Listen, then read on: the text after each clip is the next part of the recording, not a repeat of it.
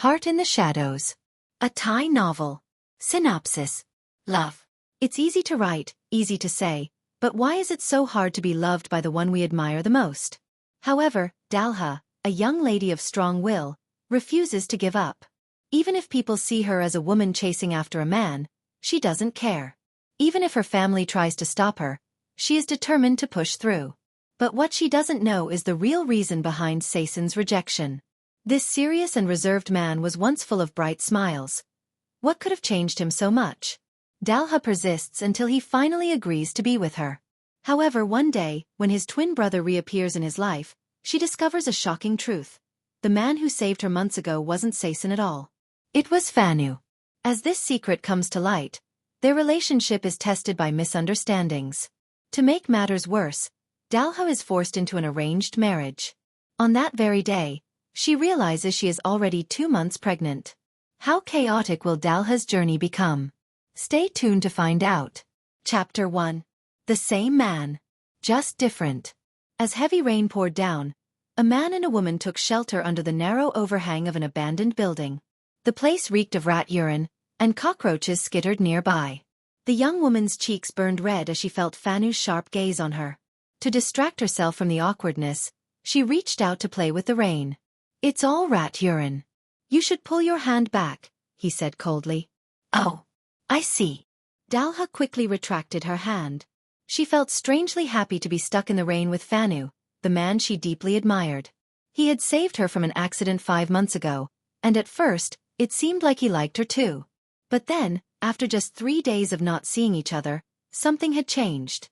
His once warm gaze had turned distant, almost unrecognizable. Whenever she visited him at the auto repair shop, he would act annoyed, not quite pushing her away, yet not welcoming her either. He never said much, but his cold demeanor was enough to make her uneasy. Despite that, Dalha refused to give up. She had never liked anyone this much before. Today, she had planned to see him after school, even going as far as telling her driver not to pick her up. She went straight to Uncle Meng's auto shop just to see him. No matter how many times she had to face his piercing stare, it only made her heart race even more. Phanu was just a simple mechanic working under Uncle Meng. He once told her about his dream of owning his own auto shop. Dalha was more than willing to help make that dream a reality. After all, her father was the CEO of a major car import company. Opening a repair shop would be a trivial matter for her. "Why won't this stupid rain stop?" His voice startled her. He used to be so gentle, yet now, despite having the same face, something about him felt different, like he was someone else entirely. "If it weren't for you coming to see me," he muttered. "I'm starting to wonder, did you really miss your ride home, or did you just want an excuse to be near me?" "Oh, of course I missed my ride," she stammered. Dalha was confused. Hadn't Phanu once told her that even if there was a storm or a flood, he would still gladly give her a ride home? "I'm sorry," she whispered. The man let out a frustrated sigh. His mind was heavy with thoughts. His ailing grandmother, his traitorous twin brother. Because in reality, this man wasn't Phanu at all. His real name was Sasin, Phanu's older twin. And the only reason he was standing here, pretending to be his brother, was because 3 months ago. "Hey, where did you get those lottery tickets?" During lunch break, Sasin placed 2 crumpled lottery tickets beside his worn-out wallet before grabbing a handful of sticky rice and taking a bite. He was starving. The shop had been swamped with customers all day, and it was already 4 in the afternoon before he finally had a chance to eat. "Oh, an old lady at the market asked me to buy them. I figured if I won even the smallest prize, I could use the money to buy medicine for Grandma," Sasin said with a sigh. "Grandma's been getting sick a lot lately," Phanu muttered, concern evident in his voice. "And we're running low on money." Sasin turned to his younger twin. "Don't talk like that.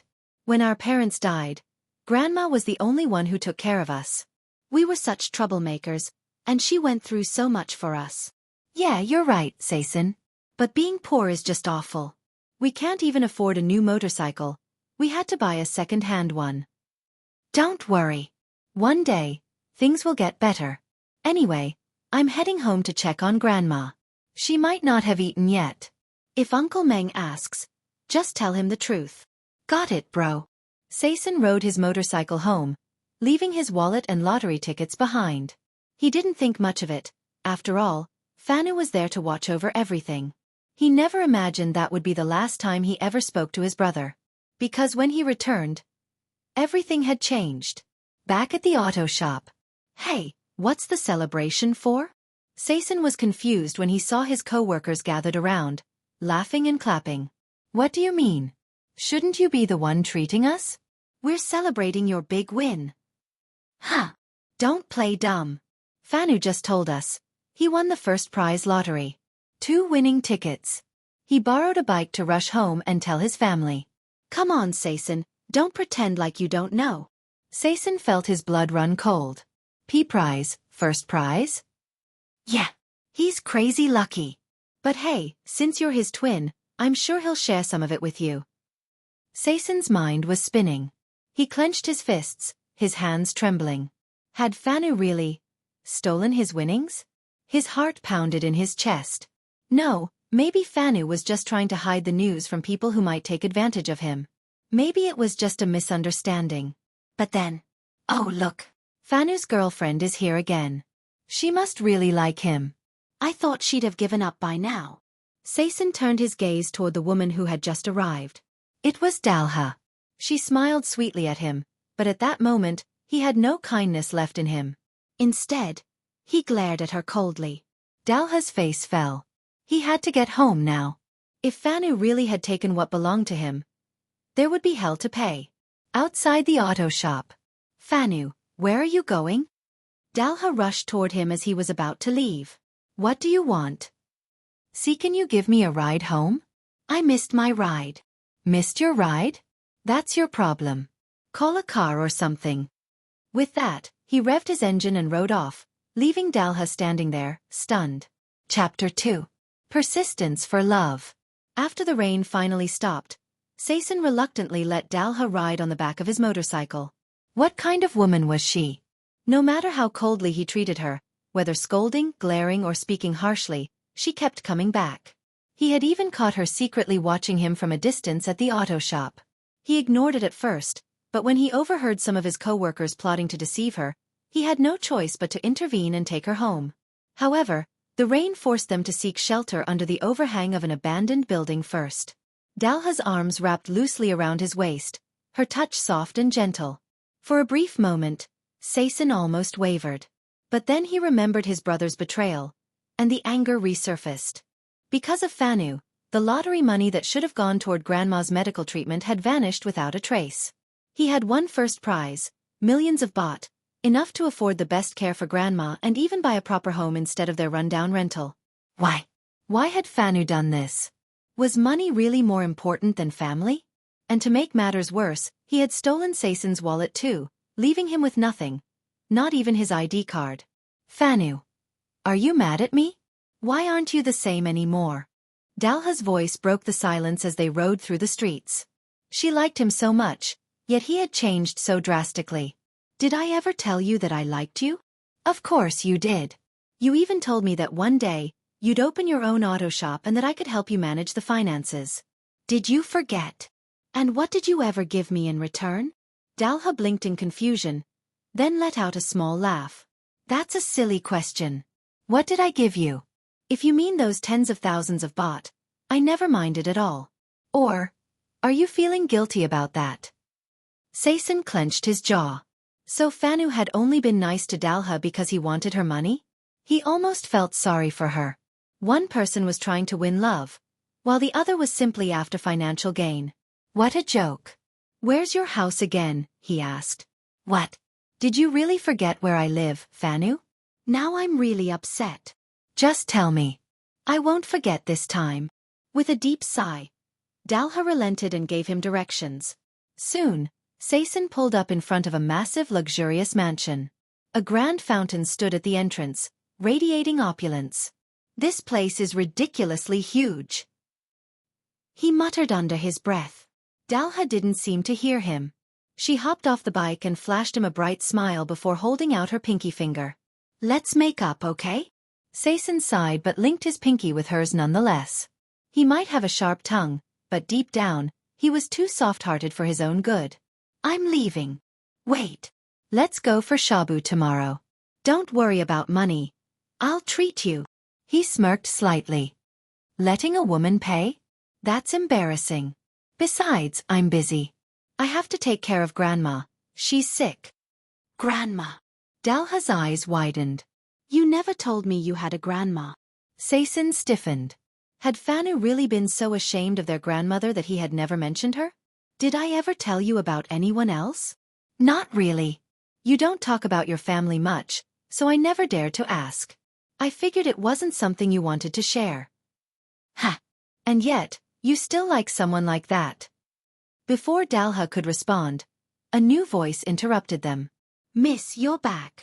A maid approached, her expression souring the moment she saw Sasin. It was clear she didn't like him. I'm leaving.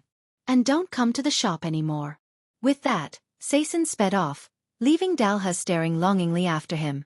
He was still so distant. The mansion's large iron gates opened automatically as the maid, Suni, stepped forward with disapproval written all over her face. That guy again? Let me guess. He was asking to borrow money? No, that's not it, Suni. Phanu. He's different now. It feels like he hates me or something. Dalha's voice was filled with sadness. Suni huffed. Good. You shouldn't be with him anyway. You already have a fiancé, and he's far better looking than that mechanic. That was true. Dalha had a fiancé, Subhan, the son of her distant relatives, Uncle Decca and Aunt Manutman. You don't understand, Suni. When I love someone, I love them completely. It's not like you. You always flirt with so many men. Dalha turned and strode into the mansion, leaving Suni pouting behind her. Flirting? Please. I just believe in having choices. Suni scoffed at the idea of settling too quickly. She wasn't about to throw herself at the first man who showed interest. If she was going to commit to someone, that person had to prove they could truly take care of her. She had never trusted Phanu. There was something about his smile. His eyes were too calculating, too ambitious. Meanwhile, Subhan seemed far more reliable. Suni had always warned Dalha about Phanu. When he borrowed thousands of baht and disappeared, she had tried to make her see reason. But Dalha had brushed it off, saying, It's just money. Even if it was 100,000, I'd still give it to him. Suni sighed. Dalha might be too blinded by love to see it, but Suni knew. Phanu wasn't worth it. Chapter 3. A heart that refuses to surrender. Even though she had been forbidden from visiting the auto shop, Dalha's stubborn heart refused to listen. She endured the sweltering heat of the city bus just to see him, carrying a large bag of snacks. But the moment Sasin saw her, irritation flared across his face. He even grabbed a wrench as he walked toward her. Don't you have school? Acting like this, aren't your parents worried? The reason they had never met before was simple. He had always been away on trips with Uncle Meng. Uncle Meng not only owned another canned fish factory upcountry, but he also had a secret second wife there. His so-called business trips were just an excuse to visit her. However, once his first wife discovered the affair, all hell broke loose. Uncle Meng had to cut ties with the mistress, giving her a sum of hush money before returning to the auto shop permanently. His wife or auntie now kept a close eye on him, making sure he stayed in line. It was during this period that everything had fallen apart, when Phanu had stolen the lottery winnings and vanished. He disappeared without a trace, leaving Sasin and Grandma behind. Even now, there was no news of him. This led to Dalha's mistaken belief that the man she adored was still Phanu. Sasin had never bothered correcting her. At first, it was because he didn't care. But now, he couldn't stand being associated with his twin anymore. He was disgusted by Phanu, and at the same time, he felt pity for Dalha. She had no idea she was chasing after the wrong man. He decided it was time to tell her the truth. The difference between their worlds was too great. Her wealthy, privileged life and his struggle just to survive. It was better to end this before it went any further. Between caring for Grandma and working long hours, he had no time for distractions. But now, there she was, beaming at him, holding up a bag of snacks like a child. I passed by the market and bought these for you, Phanu. He hated hearing that name. His expression darkened immediately. What's wrong? They smell really good. Dalha's smile faltered, mistaking his reaction for dislike of the snacks. Put them down. Let's go somewhere quiet and talk. He was going to tell her everything. He was not Phanu. Dalha's eyes lit up as if thrilled that he wanted to speak privately with her. Where should I hang them? If I leave them on the ground, ants will get to them. Without another word, Sasin grabbed the bag and carried it into the auto shop, dropping it into the basket of a customer's motorbike. Then, he turned to his co-workers. Someone brought snacks. Eat them if you want. Sweet. Thanks, man. His friends cheered, grabbing at the food happily. Dalha, however, was left speechless. She had brought the snacks for him, and yet he had just given them away. Before she could complain, Sasin took her wrist and pulled her toward his second-hand motorcycle. Get on. We need to talk. At first, she was still sulking about the snacks. But all her frustration disappeared the moment she got to sit behind him, her heart racing as she held onto the man who had once saved her life. At the park. By now, it was mid-afternoon, and the park was beginning to fill with people. Sasin led her to a wooden bench and sat down, his voice as cold as ever. Stop coming to the shop. I don't have any feelings for you. Dalha felt as if a knife had been plunged into her heart. Phanu. She whispered painfully. You said you liked me too. I'm not Phanu. I'm his twin brother. Her breath caught in her throat. No, you're lying. Are you trying to push me away so badly that you'd make up something like this? Sasin let out a sigh.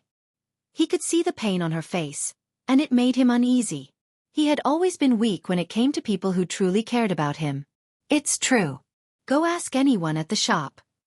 Then, why have I never seen you with Phanu before? He sat beside her, shoulders tense. It's a long story, but listen. I'm telling you the truth. Phanu ran away months ago. He abandoned me and Grandma. He's not someone you should trust. Stop having feelings for him. Dalha froze. How could she simply stop? She had poured so much of herself into this love. Every moment, every effort. It was all for him. And now, she was being told to throw it all away? Do you have proof? How do I know you're not lying? Sasin sighed and reached into his pocket, pulling out his newly issued ID card. He handed it to her, and she looked at it with wide eyes. But then, her expression darkened. This ID is brand new. Did you really change your name just to escape from me, Phanu? Sasin let out a bitter laugh. So, you don't believe me? No. You just don't want me around anymore, do you? He was exhausted. He had tried explaining, but she refused to listen. So, he simply nodded. Fine. Think whatever you want. For some reason, that made her like him even more. Even though he kept pushing her away, she still liked him. I don't care if you change your name in the morning and another at night. Do you know how hard it is for me to say I like someone? And once I do, I don't stop. So remember this, Sasin. Dalha, the wealthy heiress, stood up proudly. Sasin blinked in surprise, his heart racing for reasons he couldn't understand. Was he starting to like her? Or had he liked her all along? Before he could say anything, she turned to leave. But suddenly, he found himself moving in front of her, blocking her path. Her eyes were red from tears. Stop telling me not to like you, she pleaded. I don't care what your name is. I'll call you whatever you want. His pulse quickened. Before he even realized it, he nodded. Wait, what did he just agree to? Did that mean he liked her too? She was stubborn, persistent, unwavering in her feelings. And maybe, just maybe, he admired that about her. Phanu might not have deserved her love. But maybe, just maybe, he did. What the future held, he didn't know. But he was willing to wait and see. Chapter 4. A Love Kept in Secret. Cough, cough, cough. The frail cough of a 70-year-old woman blended with the soft melody of an old song playing on the radio. Meanwhile, her devoted grandson stood by the stove, stirring a pot of chicken soup, determined to make sure she ate a warm meal. You're coughing again, Grandma, Sasin said, his voice laced with concern. Lately, her condition seemed to be getting worse. Had he been neglecting her too much? Getting old is like this, my dear Sasin, his grandmother chuckled before lying back down to listen to the music, looking as relaxed as ever. Sasin shook his head and focused on finishing the meal. Grandma needed to eat so she could take her medicine afterward. Beep, beep, beep. His phone vibrated. It was a message from Dalha, inviting him to have lunch. They had been together for 2 months now. What had started as an attempt to understand his own feelings had turned into something much deeper. He had fallen for her. Hard. And so had she. She even talked about marriage. But he knew better. He couldn't afford to think about such things. Not when he barely had enough money to pay for Grandma's medicine. He texted back, declining her invitation. He wanted to spend his day off with Grandma. But, of course, Dalha wouldn't take no for an answer. Instead, she drove straight to his house in her luxury car. Dalha had visited Sasin many times before. She had heard Grandma call him Sasin, and little by little, doubts began to creep into her mind. At first, she convinced herself that Sasin and Phanu were the same person, that he had simply changed his name. After all, they shared similar mannerisms. But the more time she spent with him, the clearer the differences became. Unlike Phanu, Sasin never once asked for her money. Unlike Phanu, he wasn't charming with words. But his eyes, they were honest. And that honesty made her fall for him even more. While Sasin was watching over Grandma as she ate, he heard a car pull up outside the house. He sighed, shaking his head, but there was a small smile on his lips. Grandma noticed the way his eyes softened at the sound. Even though she wanted to see him happy, she couldn't help but worry. The difference in their social status would surely cause problems in the future. She had always known her grandson to be kind and selfless, and she didn't want to see him get hurt. But how could she stop this? It was clear. Just one look at their eyes and she knew. They were in love. "Grandma, I'll go get my friend." He said friend, but they had already crossed that line long ago. That rainy night, after a movie, they had ended up getting caught in a storm. One thing led to another. And the rest was history. "Go on, dear. Invite her in for a meal," Grandma said with a knowing smile. "All right, Grandma." Dalha was waiting outside, dressed in a simple, soft orange dress. She never cared for luxury and never hesitated to show kindness. One of the reasons Sasin had fallen for her was because he often saw her feeding stray cats and dogs near the auto shop. Maybe that was why he felt so drawn to her. "Why are you here?" he asked, crossing his arms, trying to mask his shyness. "It's so hot. Shouldn't you be at home studying? I wanted to see you. I missed you." "Is that a crime?" she shot back playfully. Before he could respond, she stood on her tiptoes and wrapped her arms around his neck. Her warm breath tickled his skin, making his heart race. "Wait until Grandma is asleep," he whispered. Let me go say hi to Grandma first." She released him and ran inside. Sasin exhaled, rubbing the back of his neck. This girl. Dalha practically bounced into the small house, greeting Grandma cheerfully. "Grandma, hello." Then with a playful pout she complained, "I wanted to bring snacks, but Sasin wouldn't let me." Grandma chuckled. "Oh my dear, I can't have sweets. The doctor said no." Her voice was warm and kind, so different from the cold, distant tone Dalha was used to hearing from her own parents. Her parents were always too busy making money. She barely saw them, let alone had heartfelt conversations with them. Even her extended family. She couldn't even remember the last time they visited. For Dalha, coming here felt warm. Like family. Sasin called out from the kitchen. "Hey, if you're going to eat, come in here." Dalha giggled. He was so shy. And she found it adorable. "Grandma Yame, can I join for dinner?" "Of course, dear. Eat as much as you like. If we run out, we'll cook more." "Yay. Thank you, Grandma." As soon as she stepped into the kitchen, Sasin suddenly pulled her against the wall. Before she could react, he cupped her face and pressed kisses all over it. Dalha, just as desperate for him, lifted her face, capturing his lips in a deep kiss. Neither of them wanted to let go. But in the end, Sasin was the one who pulled away, his breath ragged. "Eat first." His voice was husky. Dalha laughed. "Fine, fine." They ate together, sharing a simple meal of chicken soup and fried fish. To Dalha, it was the most delicious meal she had ever had. Not because of the food, but because she was with him. Cough, cough, cough. The warmth of the moment shattered as Grandma's coughing fit interrupted them. Sasin immediately turned toward her. "She's still sick?" Dalha asked, worried. He nodded grimly. "It's been getting worse." A shadow passed over his face. If Phanu hadn't stolen their money, if he had been able to afford proper treatment, maybe Grandma wouldn't be suffering like this. Dalha sensed his frustration. Without hesitation, she offered, "Let's take Grandma to the hospital. My uncle works there. He's one of the best doctors." Sasin hesitated. He hated relying on her for anything. "Please, Sasin. Don't be stubborn." He exhaled sharply. "It'll cost a lot, won't it?" "Nope. It's free, as long as we go together. The service is amazing, and Grandma will get top-quality medicine." Sasin wavered. "If it's really like that, then..." Dalha grinned mischievously. "That way, you can save money for our wedding instead." Sasin couldn't help it. He laughed. And Dalha, as always, had won. Chapter 5. Anger and Disappointment. Sasin.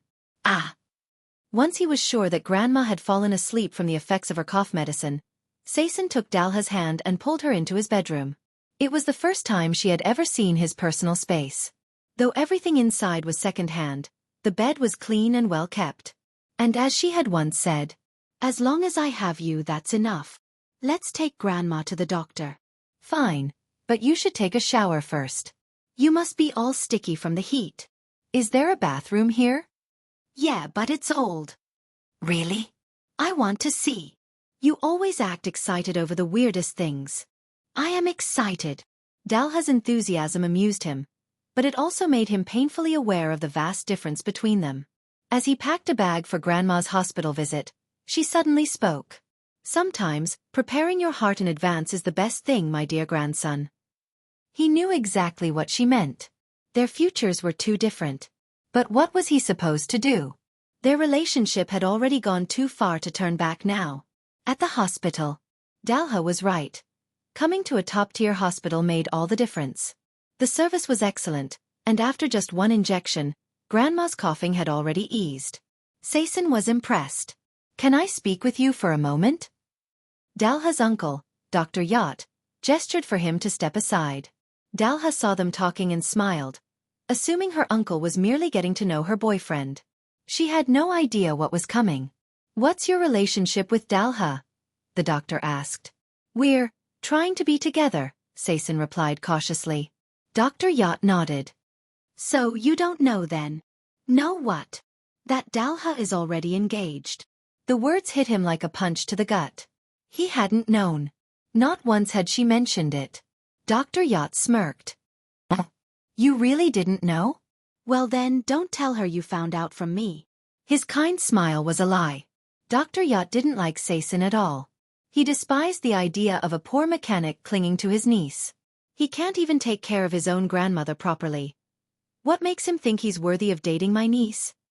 "Fine," Sasin replied coldly. "I won't tell her." His heart felt numb. The last time he had felt this kind of betrayal was when Phanu had run away. And now the woman he had fallen for, she had lied to him too. Was her happiness around him nothing but an act? On the way home, he barely spoke during the ride back. For the first time, he failed to notice that Grandma was no longer coughing. Dalha, however, was brimming with joy. "We're here. Next time Grandma has a checkup, I'll come pick her up again, okay?" She was already imagining a future where she did this for him forever. But when she turned to smile at him, his expression was cold. The smile on her lips faded. She reached for the door handle, ready to step out. "Go home," Sasin said abruptly. "And thank you for taking Grandma to the doctor. But next time we'll go on our own." "But we can go together." "I don't have any classes that day." Sasin ignored her. He helped Grandma upstairs, then returned. He walked straight up to her car window. "I don't want to trouble someone else's fiancé," he said, voice void of emotion. Dalha's heart stopped. "Sasin, no. Who told you that? Was it my uncle? Does it matter how I found out?" He took a deep breath, then forced the words out. "Listen to me, Dalha. Go back to where you came from. Go back to your warm, comfortable home. Stop wasting your time with someone like me." Dalha's eyes filled with tears. "No. Sasin. Please, listen to me." She didn't care about the engagement. She only cared about him. It didn't matter if he was Phanu or Sasin. She just wanted him. Go. Now. His voice cracked slightly. This was worse than when Phanu had betrayed him. Because this time, it was his own heart that was breaking. Dalha sobbed as she stepped on the gas. She drove away, tears streaming down her face. But she wasn't giving up. No. She was only leaving to regroup. Chapter 6. Forced into submission. Even after returning home, Dalha's misfortune did not end. Standing at the front of the house were her parents, people who rarely cared about her. Next to them, looking uneasy and restless, was Suni, her longtime caretaker. Father. Mother. Welcome home, she greeted politely, pressing her palms together in a Y. But her voice held neither warmth nor excitement. Her mind was occupied elsewhere. She wanted to talk to Suni, to ask for advice about why Sasin had suddenly become so cold and distant. She never expected her father to suddenly roar at her. You ungrateful child. Are you really mixing with some street rat now? What? She came to a sharp halt, utterly stunned. Before she could respond, her mother grabbed her arm and pulled her inside their luxurious mansion, filled with expensive decor, gemstones and gold. A home with everything, except love. Do you have no shame? You embarrassed our family. You even introduced that nameless nobody to Uncle Yacht. Dalha's face drained of color. So that was it. Uncle Yacht had told them everything. Sasin is a good man. He works hard, his boss and friends respect him, and he has a grandmother to take care of. He isn't some nobody. Dalha protested, desperation in her voice. Her parents, along with Suni, looked utterly shocked at her defiance. What did you just say his name was? Sasin. I think his name is Sasin. For the first time, doubt crept into her mind. Was it Sasin or Phanu? The name might be odd, but he's a good person. Her father scoffed. A good person? You mean the kind of person who borrows tens of thousands from a woman? Dalha's heart clenched. Her gaze snapped toward Suni. Had she been betrayed again? I have nothing more to say. I'm going to my room, she said firmly, turning toward the stairs. But before she could escape. You're not going to university for now, her father declared. If your professors need to contact you, they can email. You will be marrying Sapon first. Only then can you leave this house. Father! She spun around, her eyes wide with disbelief. I don't love him. I don't care. Now go to your room. Suni, make sure she doesn't sneak out. If she does, you'll be fired. Yes, sir. Suni looked miserable, but Dalha ignored her and stormed upstairs, slamming the door shut. The secret plot. Once Dalha was out of sight, her father sighed. We should handle this before it gets out of control. What do you mean? His wife asked. I have a feeling Dalha won't listen to us. Let's send someone to deal with the mechanic. His wife frowned. Isn't that a bit too much? Maybe we should just scare him. Give him a large sum of money. Maybe he'll take it and leave. Her husband considered it. He didn't fully agree, but he was willing to try a more subtle approach first. Fine. Send Chit to negotiate. He looks intimidating enough. And just like that, Sasin's fate was sealed. Trapped at home. By the second day of being locked inside, Dalha was slowly losing her mind. She refused to eat, lying in bed all day, constantly checking her phone. Still no reply from Sasin. No missed calls. No messages. Nothing. Her heart ached. Had he truly abandoned her? Was he really willing to let her go? Hick. Sasin. Tears rolled down her cheeks. A soft knock came at the door. Miss, please eat something, Suni pleaded. Dalha didn't even look at her. Stay out of this, traitor. Suni flinched. I'm sorry, Mississippi. I thought I was doing the right thing. Dalha finally turned to face her, eyes red and filled with pain. I don't have many people I can trust, Suni. You're one of the few. But when I met him, I was happy. Her voice trembled. My parents don't understand. They don't care. They were forced into marriage too, so how could they do this to me? Suni clenched her fists. She hesitated for a long moment before finally revealing the truth. Miss, Your parents have sent someone to deal with Sasin. If he refuses the money, they'll handle things another way. Dalha sat up so fast that the sheets tangled around her legs. What? Are you serious? Suni nodded grimly. That man. He's not like Phanu. If your guess is right and he's really Sasin, he won't take the money. Dalha's blood ran cold. Then he's in danger. She threw off the blankets and scrambled to her feet. I have to go to him. Grandma might get caught in the crossfire. But if you leave, I'll be fired. Dalha hesitated only for a second. Then, do you not love me, Suni? Miss. Dalha reached out and grabbed her hands. Come with me, Suni. Let's solve this together. Suni's breath hitched. She was terrified. But she did love Dalha. And she couldn't let her face this alone. Fine, she whispered. Let's go. And with that, the two women prepared to escape, before it was too late. Chapter 7. Phanu returns. While things were chaotic at Dalha's house, they were no less turbulent at Sasin's. Phanu had returned. But he wasn't the same man who had run away. He arrived in a luxury car, dressed in expensive clothes, radiating an aura of arrogance and success. And now, he was getting punched in the face by his furious older brother. You bastard! You worthless traitor! Sasin, stop! Please, my boy! Grandma's frail voice trembled as she tried to get up. Ow! That hurts. Sasin. Stop already. Phanu whined, shielding himself. You deserve it. Stand up. Don't act pathetic.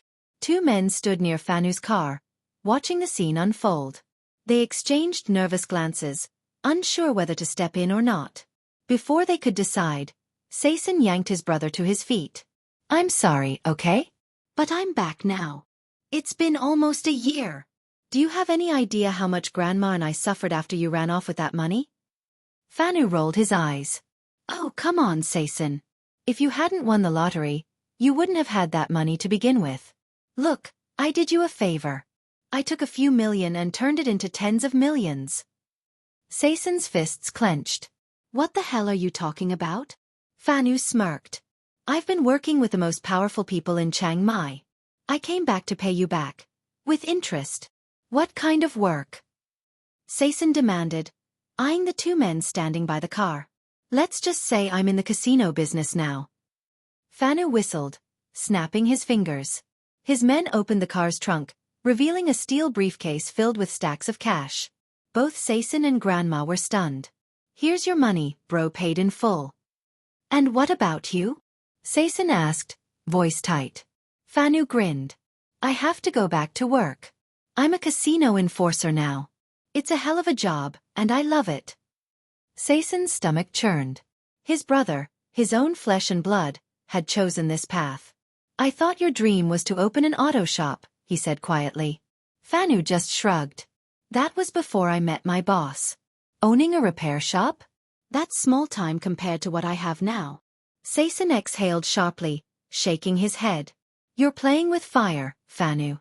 One day you'll get burned. Nah. You know what really scares me? Being poor. Dalha arrives. Screech.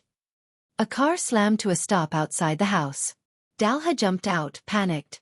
She had assumed that the men standing behind Phanu were the ones her father had sent. She rushed towards Sasin, eyes darting between the two identical faces. And then it hit her. Everything became crystal clear. Phanu? She gasped. Oh wow. Look who it is. Phanu grinned. His eyes flickered with interest. Come here, sweetheart. Give me a hug. He reached for her, but before he could touch her, Sasin shoved his hand away. Don't touch her. Phanu blinked in mock surprise. Oh, don't tell me. Are you too? Yes, Dalha interrupted. We're together. Sasin wanted to correct her, but now wasn't the time. Phanu burst into laughter. Wow, my own brother? And here I thought you were head over heels for me, Dalha. Dalha lifted her chin. I was. But not anymore. Phanu smirked, amused. That's too bad.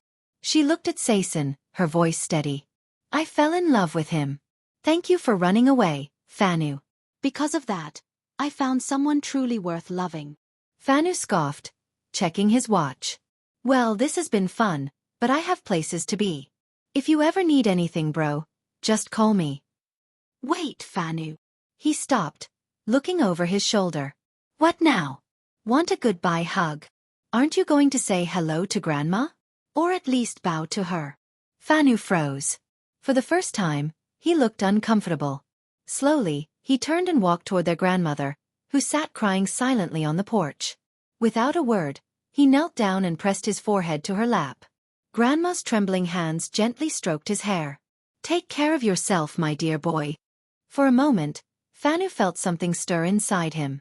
Ever since he had joined the underworld, he had always carried an unease, a fear he refused to admit. But he shook it off. He couldn't afford to be sentimental now. You too, Grandma. I'm sorry for being a terrible grandson. His voice cracked just a little. Grandma smiled sadly, placing her fragile hands on his cheeks. Everyone stood in silence, watching. Even Suni, who had been skeptical of Phanu, found tears welling in her eyes. Finally, Phanu stood up, dusted off his suit, and walked back to his car. Without another word, the luxury vehicle sped off, disappearing down the road. The aftermath. Grandma continued crying long after he left. She feared for Phanu's future, that he might meet the same fate as his parents. Grandma, don't worry, Sasin whispered, pulling her into a hug. I'll take care of you. He glanced at the briefcase full of money, calculating quickly. This money could ensure Grandma's comfort. It could help him too. But before he could process it all, Dalha touched his arm. Sasin, listen. He jerked away from her touch. The warmth he had shown to Grandma was gone. His cold, distant expression returned. No. Go home, Dalha. Just hear me out. Go back to your fiancé. His words were like a slap. Dalha felt her heart drop. Never come here again. Her breath hitched. Sasin. I mean it. Tears burned in her eyes. Why wouldn't he listen? Why wouldn't he let her explain? Sasin turned away, refusing to meet her gaze. And just like that, she knew. He wasn't just angry. He was hurt. Hurt in a way she didn't know how to fix. Not yet. Dalha bit her lip, swallowing the sob that threatened to escape. This wasn't over. Not by a long shot. Chapter 8. A painful goodbye. Hey, Sasin. At least listen to my lady first. Suni couldn't hold back anymore. She ran away from home just to see you. She loves you so much. Sasin frowned, his sharp eyes flicking towards Suni, confused. Dalha took a deep breath, forcing herself to remain strong despite her breaking heart. Sasin, my father is sending someone to pay you off, to make sure you leave me. Even though she was still hurt from his rejection, she had to tell him the truth. Suni's heart clenched in sympathy for her young mistress. Sasin, however, let out a bitter laugh. Good. That saves me the trouble of telling them I've already left you. Dalha's chest tightened painfully. Sasin. Tears began to roll down her pale cheeks. She had never loved anyone before. At first, she had mistaken him for Phanu. But when she realized who he truly was, what had started as admiration had turned into something deeper. Love. A love so consuming that she had dreamed of a future with him. I never wanted to marry the man my father chose for me. I love you, Sasin. And you. She choked back a sob. You already told me we'd build a future together. She wasn't going to give up on this love because of some misunderstanding. Not without a fight. Suni clenched her fists. Say something, Sasin. What does your silence even mean? Grandma, who had been silent all this time, finally spoke. Let it end here. Dalha froze. Grandma's wise, aged eyes gazed at them, filled with sorrow. This is the best path. You and Sasin can never truly be together. The difference in your worlds is too great. Dalha let out a shaky breath, tears still streaming. Suni wrapped an arm around her, offering comfort. But the final decision wasn't theirs to make. It was his. Sasin lifted his gaze to meet Dalha's. She was his first love. The woman Phanu had abandoned without a second thought. 4 years, he had lived his life without distractions. Working hard, taking care of Grandma, keeping to himself. Then she came along. No matter how coldly he treated her, She never gave up. She stayed. She loved. Please, don't do this, Sasin. I can't take it. Miss, let's go home, Suni whispered. Grandma is right. This can't work. Dalha shook her head violently. She refused to leave. She refused to lose him. I'm sorry. His voice was soft. But this is goodbye. Sasin. He turned his back on her and walked away. Dalha's knees buckled, and she collapsed, sobbing. Suni held her tightly, whispering apologies as she cried along with her. Not far away, a car sat hidden in the shadows. Inside, a man smirked in satisfaction. Everything was going exactly as planned. Days of pain and separation. For the first few days, Sasin buried himself in work, trying to forget her. But she still came. Still watched him from a distance. Still hoped. Until one day, he realized he couldn't focus anymore. So he made a choice. Boss Meng, I'm quitting. His employer sighed heavily. Damn shame, kid. You were my best worker. But I get it. Go live your life, Sasin. Me? I'll be stuck here forever. My wife would kill me if I tried to leave. Ha ha ha. Sasin smiled weakly. I'm planning to buy a house. A small one. And open my own shop. Take care of Grandma properly. That's a damn good plan. You need any help? Yeah. I need a house. Not too big, but close enough to a hospital for Grandma. And I need a good location for a small auto shop. Boss Meng chuckled. Leave it to me. A new beginning. 4 days later, Sasin moved into his new home. A 4 million baht investment. A real home for Grandma. She finally had a comfortable bed, no longer complaining of back pain. She smiled as she placed her hands on his cheeks. If only Phanu were here too. Sasin's heart ached. He missed his brother, despite everything. But he also knew. Once you climb on the tiger's back, it's impossible to get off safely. Phanu had chosen a path of no return. And Sasin had to accept that. Grandma, in a few days, I'm officially opening my shop. He knelt before her, pressing his palms together. Bless me, Grandma. Grandma chuckled, placing a warm hand on his head. May you be successful. May wealth flow endlessly to you. May customers come to you always. May you prosper. Sasin grinned. For the first time in weeks, he felt light. But then, his thoughts drifted to her. She must have realized by now that he was no longer at the auto shop. She must have asked about him. His heart ached. Even now, her voice still echoed in his mind.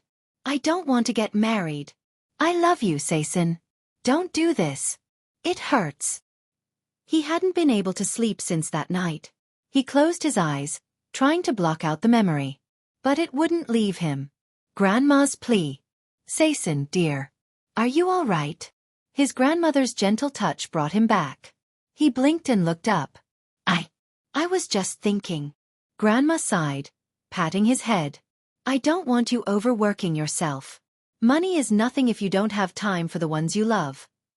Sasin swallowed hard. I'll make time, Grandma. I promise. Good. Because I don't care about money. I just want you. Her voice trembled. His chest tightened. For a moment, he saw Dalha in his mind again. Would she be okay? Would she be forced to marry? Would she forget him? No, not yet. But one day we'll both move on. He told himself that. Over and over again.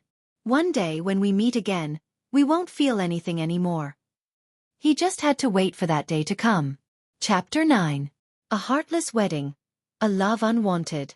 Other than Suni, no one could understand the agony Dalha felt, being forced to marry a man she didn't love. Dalha, why aren't you smiling? My mother looks upset already. At least show me some respect. Subhan nudged her, irritated by his bride's lifeless demeanor.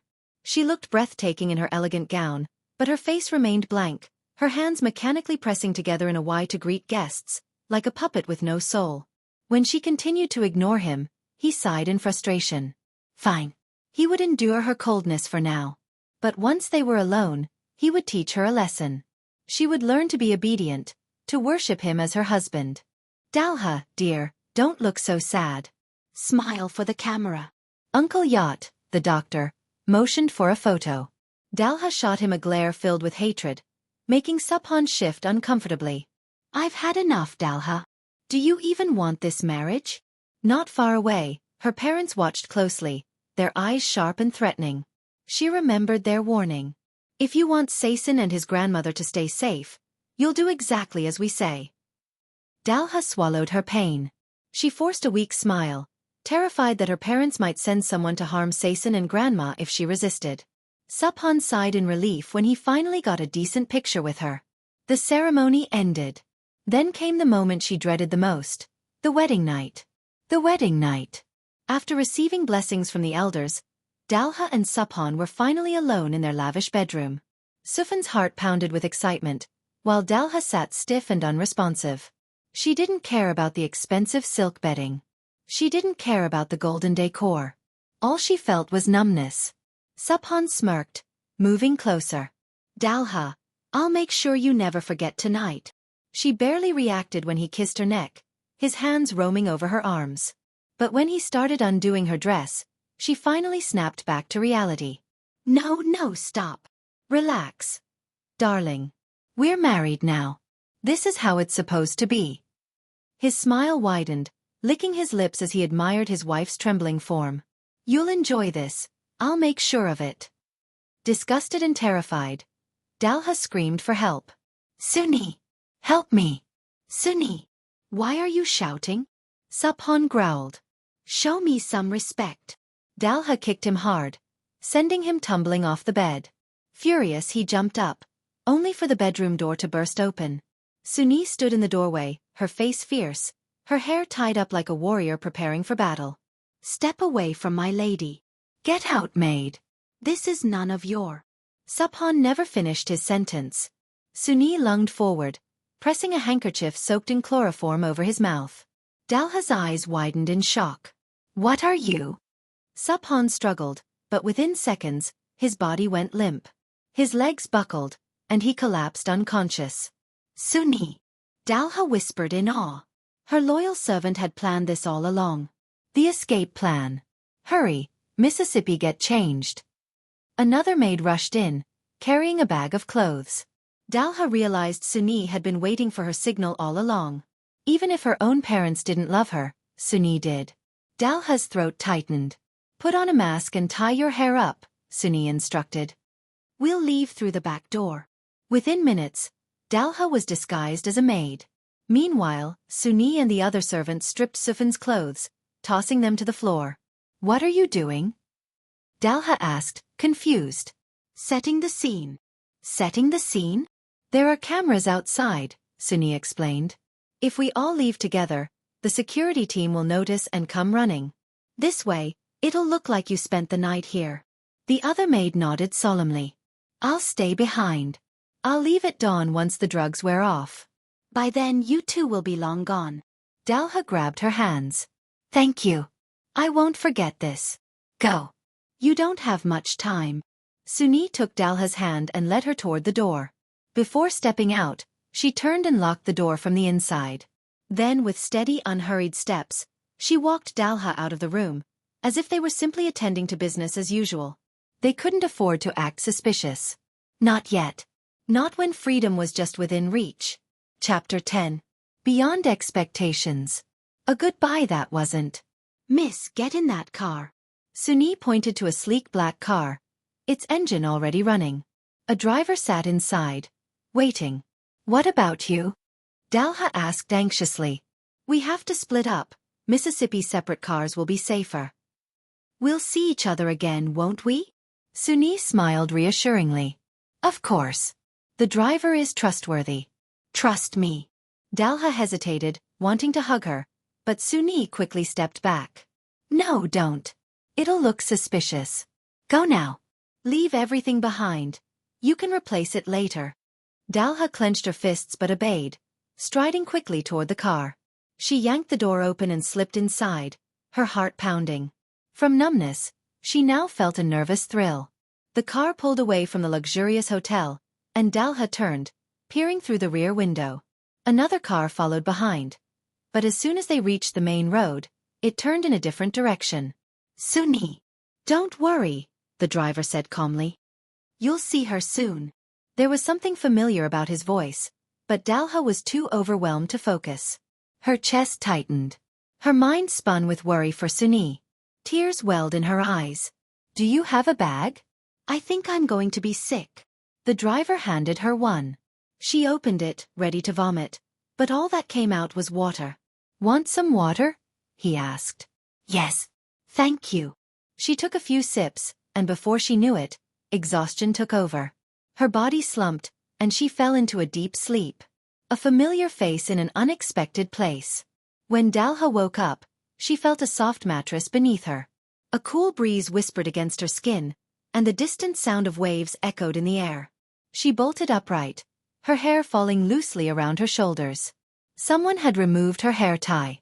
Someone had changed her clothes. Her lips curled into a smile. It had to be Suni. Suni? Suni, where are you?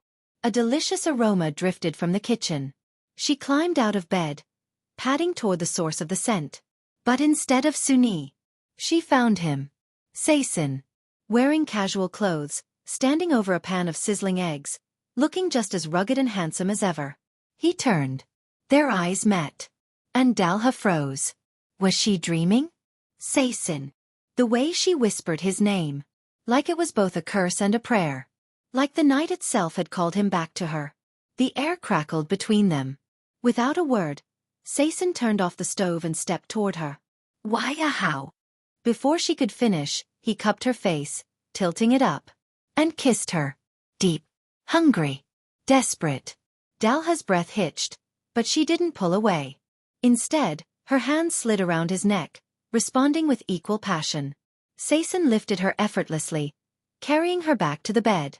The morning's meal was forgotten. Because now, the only thing that mattered was each other. A plan set in motion. As their bodies pressed together, Sasin's mind flashed back to the moment everything changed. Sasin. If you still love her, you have to save her. Suni had searched for him, finding him at his new shop, desperate. Why should I? He replied, his voice cold. She's already married. Isn't that what she wanted? You idiot. Suni snapped. Dalha is suffering. She loves you. And you? What kind of man lets the woman he loves suffer like this? Sasin clenched his jaw. You don't understand. We're from different worlds. No matter how much I fight, I'll never win. His heart had never forgotten her. But he had convinced himself that he wasn't enough. He was just a street dog reaching for the moon. The moon belonged in the sky, not beside a dog. Suni grabbed his arm, forcing him to face her. Listen to me, you fool. Dalha has been controlled her whole life. But the only time she felt free, truly alive, was with you. If you love her, then fight. Because if you don't, you may never see her again. Her words hit him like a storm. And for the first time since walking away, Sasin made his choice. The present.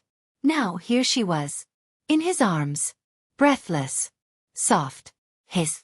Dalha buried her face in his chest, her voice trembling. I thought I lost you forever. Sasin tightened his hold on her. I should have come sooner. Her fingers curled into his shirt. Promise me, Sasin. Promise me you won't let me go again. His voice was rough, but certain. I promise. Dalha let out a soft laugh, filled with relief and love. But neither of them knew that the real battle had only just begun. Chapter 11. Tension rises. But Dalha doesn't care. The man driving Suni's car was none other than Phanu, the reckless younger twin of Sasin.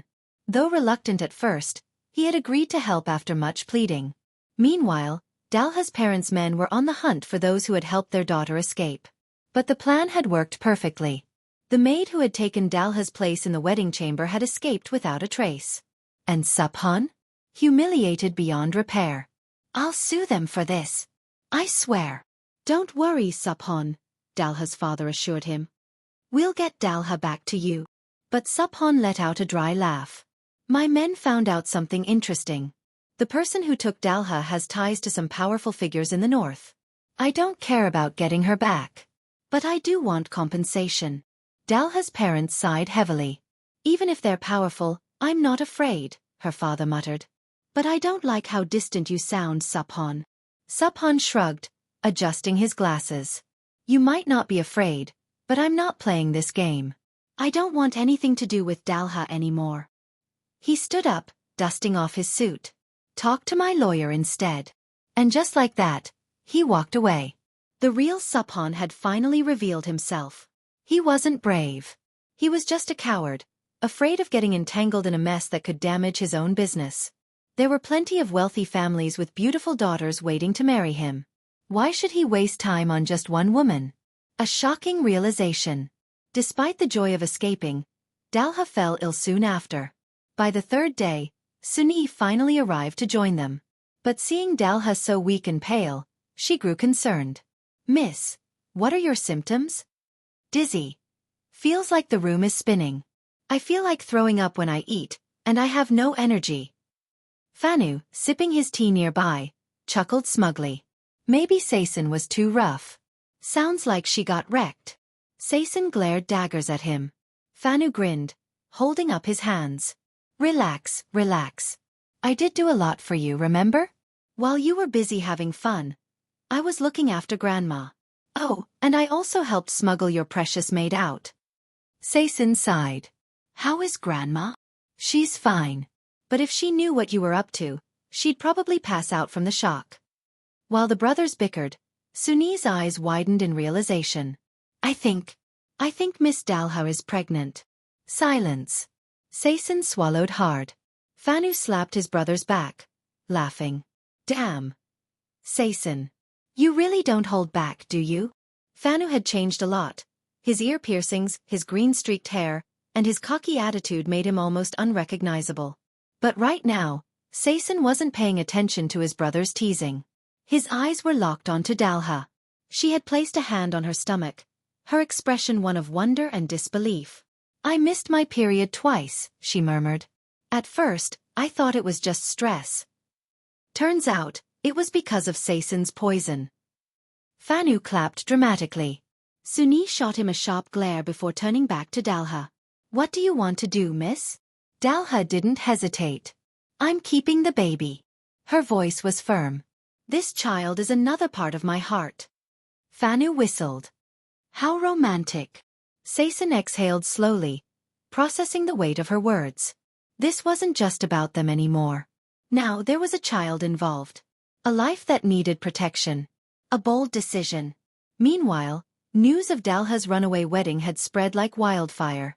The media ate up the scandal, reporting on it with endless enthusiasm. Sasin wasn't sure what to do next. Should I go apologize to Dalha's parents and ask for a chance? Maybe. Just maybe. That's going to be tough, Suni murmured. You did kidnap their daughter. A wedding would solve everything, Phanu said lazily. Just marry her and make it official. No need for the drama. The others weren't convinced. But when Sasin locked eyes with Dalha, he could see that she wanted to try. Even if it was impossible, even if they would be rejected. She wanted to fight. Fine, he sighed. Before anything else, I need to see Grandma. Wait, what? Phanu choked. You're seriously going back home? I have to. I can't keep running. Maybe Dalha's parents will finally understand that she ran away because she couldn't take their control anymore. Phanu grimaced. He wasn't afraid of dealing with criminals or underground power. But facing his grandmother's disappointment? That was worse than any shady business deal. Fine. You go. I have my own work to handle anyway. Sasin didn't pressure him. He knew Phanu wasn't ready to face Grandma yet. But he was. Because now, he had no choice. This wasn't just about him anymore. This was about Dalha. Their child. Their future.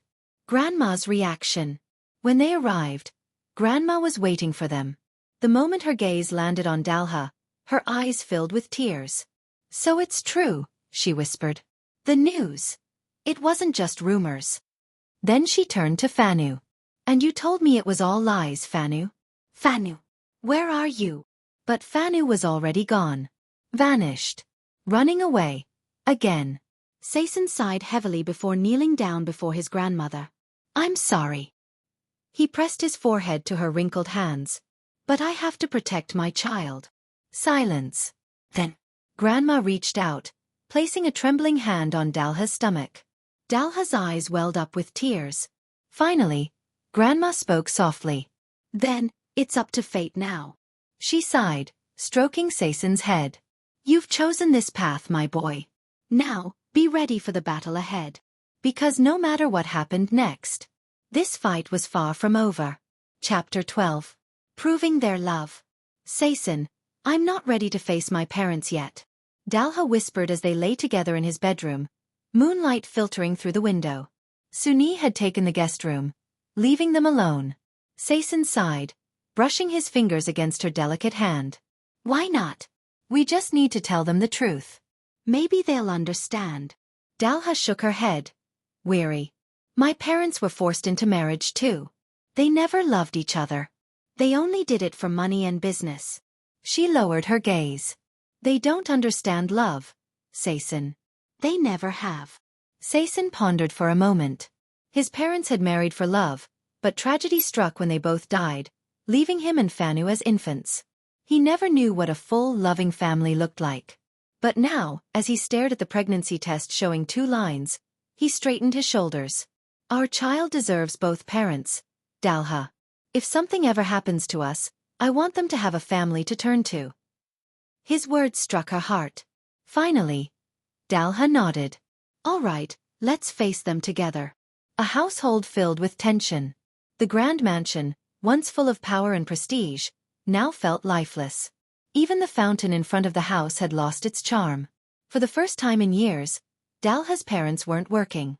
They had taken days off, something they hadn't done since Dalha was born. I just don't understand, Nophan muttered, pacing. His temples throbbed, veins bulging in frustration. Why would Dalha run away with some low-class mechanic? Hands stained with oil will never compare to hands perfumed with wealth. Nitaya, his wife, simply sighed. She folded her hands, looking at her husband thoughtfully. People like us will never understand them. What the hell does that mean? He snapped. We were forced into marriage, weren't we?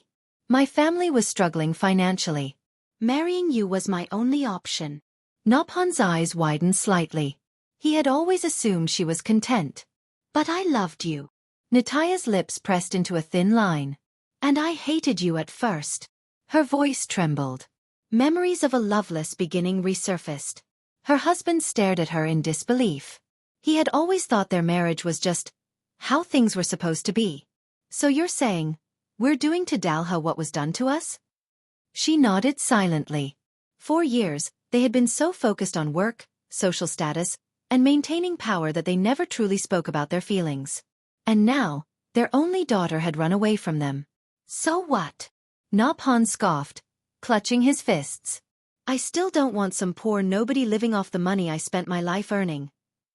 Just as he finished speaking, a maid approached hesitantly. Sir, madam, Miss Dalha is here to see you. Facing her parents. Dalha. Her parents rose instantly. Nophan's face darkened. Dalha entered the room, but she wasn't alone. Sasin walked beside her, standing tall and unshaken. The moment she stepped inside, Dalha fell to her knees. Tears streamed down her face. Dalha, what's wrong? Nitaya rushed to her side. But Nophan's gaze was fixed on Sasin. You. His voice was filled with venom. You humiliated me. You ruined my reputation. You worthless bastard. Sasin bowed deeply. I've come to apologize, sir. Apologize. Get the hell out of my house. Father. Dalha screamed, her voice shaking the entire room. Her father stopped mid-rant. His daughter had never raised her voice at him before. Dalha lifted her teary face and shouted, I'm pregnant. The entire room fell silent. Nophan's mouth opened, then closed again, completely speechless. Nitaya's hands covered her lips, eyes brimming with emotion. Dalha turned to her mother desperately. Mom, please. Talk to Dad. Her mother hesitated before gripping her husband's arm. Nophan. She's still our daughter. No. No, she's not, he muttered. She's a disgrace. Sasin stepped forward, meeting Nophan's burning glare. I may not be rich, but I'm hardworking. Give me a chance to prove myself. Naphan's jaw clenched. The words were on the tip of his tongue. He wanted to curse him out, to throw him out of the house. But nothing came. Sasin continued. If I ever fail Dalha, if I ever make her unhappy, I will accept any punishment you see fit. He took a deep breath. But please give us a chance. Silence. Then, fine. Naphan's eyes widened in shock. He turned to his wife, furious. Nitya, you can't be serious. She held firm. I am. But... Sasin, you have my permission, she interrupted. But I swear, if you ever hurt my daughter, I will personally ensure that neither you nor your child will ever see her again. Her voice was steady, like a queen issuing a decree. Sasin bowed deeply once more. I swear, ma'am. I will protect Dalha and our child with my life. Dalha let out a soft sob, throwing her arms around her mother. For the first time in years, she felt truly embraced. Sasin finally exhaled, relief washing over him. Even Naphan, though still fuming, seemed to be quietly processing everything. Acceptance would take time, but at least now they had a fighting chance. Chapter 13. Almost lost everything. 9 months later. Dalha had given birth 3 months ago, and their lives had become pure chaos. Dalha was adjusting to motherhood, while Sasin had to juggle his responsibilities. Running the garage, taking care of grandma, and supporting his wife and son. Many nights, exhaustion overwhelmed them both, and they barely spoke to each other. But every time they thought about the promise they had made, about the threat that Dalha and their child would be taken overseas if Sasin failed, they would snap out of it and refocus. Oddly enough, that one condition turned out to be a blessing. Meanwhile, Phanu had thrived in the grey business world he had chosen. And to Dalha's shock, she learned that Phanu and Suni were now together. It was unexpected, but Dalha wished them happiness. Her meetings with Suni had become less frequent since Suni had moved to Chiang Mai. And with her husband buried in work, Dalha felt a growing loneliness. She had everything she once wanted, but somehow it still felt incomplete. A growing distance. Grandma's health started declining again. Though she never complained, Dalha could see the signs. One evening, as she rocked her son in her arms, she turned to Sasin. Grandma looks pale. Sasin. When will you take her for another checkup? You can't ignore this. Elderly people need regular care. Sasin sighed, running a hand through his hair. I've been too busy lately, Dalha. Expanding the shop has been taking all my time. I'll ask Phanu to take her instead. Dalha froze. Why Phanu? You should take her yourself. I just told you, I don't have time. His tone was sharp, and Dalha bit her lip. Why do you always make me the problem? I'm worried about Grandma. That's all. She looks fine to me, he muttered, frustrated. Maybe you're overthinking it. Dalha's eyes welled with tears. She turned away, not wanting him to see. That night, as she rocked their baby to sleep, Grandma entered the room, her voice gentle. Don't be too upset, dear. She coughed weakly, and Dalha immediately reached for her. Are you okay, Grandma? It's nothing. Just a little irritation in my throat. Outside the room, Sasin had come back to grab his car keys, but upon hearing their conversation he froze. He stood still, listening. It could be an infection, Dalha whispered. I don't know why Sasin is acting like this. He used to care about everything. But now... Her voice cracked. Now, I feel like I'm fighting alone. Sasin's stomach twisted. Had he really neglected her this much? From the corner, he could see Dalha holding their son. Her hair was a mess, her eyes tired and dull. She had barely been taking care of herself. I don't want to nag him, Grandma. I just want him to understand. I just want him to care. At that moment, Sasin realized. He was forgetting something important. A silent apology. That night, as Dalha slept soundly, Sasin crawled into bed beside her. She stirred slightly, but assumed he was just going to sleep, until she felt something warm on her feet. Dalha's eyes fluttered open. Sasin was massaging her legs with oil, his touch gentle and careful. What are you doing? She mumbled sleepily. Sasin didn't answer.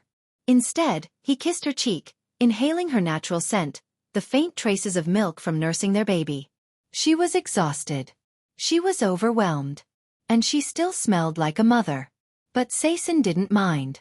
To him, it was the scent of the woman he loved. It was the scent of his family. As he continued massaging her, Dalha felt her stress melt away. Her body relaxed, a sensation she hadn't felt in weeks. "I'm sorry," he murmured. She exhaled softly. From now on, I'll take better care of you. I'll spend more time with you and our son." She shifted slightly, looking at him through half-lidded eyes. "And Grandma? I'll take her to the hospital tomorrow," he promised. "Thank you for reminding me." Dalha smiled faintly. As their eyes met, the distance between them vanished. The passion that had been buried under stress and exhaustion slowly reignited. Sasin pulled her into his arms, carrying her over to a small lounge chair in the corner of their room. Tonight, it wouldn't be used for resting. "Sasin, I probably smell terrible," she whispered, embarrassed. "Not to me," he murmured, pressing a kiss against her lips. "You smell like home." The warmth between them grew, the exhaustion and frustration fading away. For the first time in months, they felt connected again. And at that moment, Sasin knew he could never let her go. Holding on to forever. Life had given him one chance, one extraordinary woman who chose to stay by his side. She had been a distant star, far beyond his reach. But somehow, that star had fallen into his hands. Now he would protect her, no matter what. And as long as he lived, he would never let her slip away again. Subscribe now for more interesting stories.